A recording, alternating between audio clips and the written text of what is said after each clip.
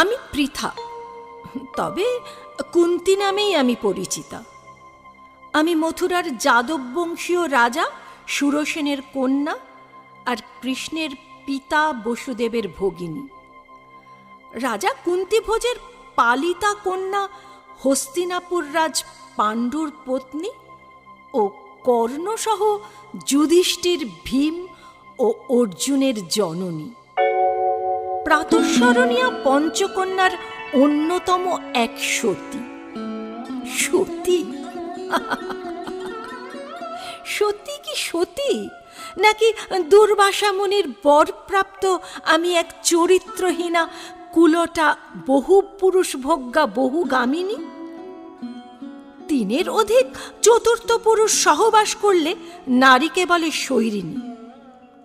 আমি তো কুমারী অবস্থায় সূর্যদেব ও পরে ধর্ম, পবন ও ইন্দ্রের সহবাসে যথাক্রমে কর্ণ, যুধিষ্ঠির, ভীম ও অর্জুনের জন্মদাত্রী। তাই শাস্ত্রমতে আমি তো শৈরিনী। এর পরেও আমার স্বামী পাণ্ডু পুত্রলাভের ইচ্ছা পোষণ করলেও আমি রাজি হইনি।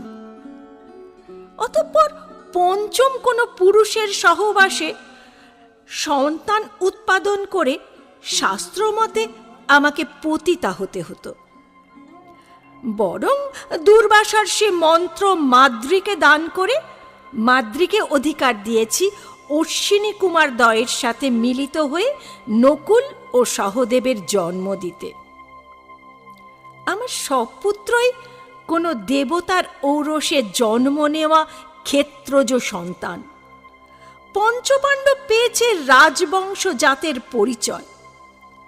তবে কেবল আমার বিবাহের পূর্বে জন্ম নেওয়ায় সূর্যের ঔরসজাত পুত্র কেন পেল না তার নিজস্ব মর্যাদা? কেন কানীন পুত্র রূপে তাকে বিসর্জিত হতে হয়েছিল? কেন তাকে পরিচিত ও বারবার অপমানিত হতে হলো সুতপুত্র রূপে? গর্ভজাত প্রথম পুত্রের এ অপমান নিশ্চুপে সহ্য করতে হয়েছে আমায়। স্বয়ম্বর সভায় অর্জুন নয়, দ্রৌপদীকে লাভের প্রকৃত অধিকারী ছিল কর্ণ। সে তো সুতপুত্র ছিল না। তাই দ্রোণাচার্যের কাছে অস্ত্র শিক্ষায় তো তারই প্রকৃত অধিকার ছিল। অধিকার ছিল জ্যেষ্ঠ ভ্রাতারূপে হস্তিনাপুরের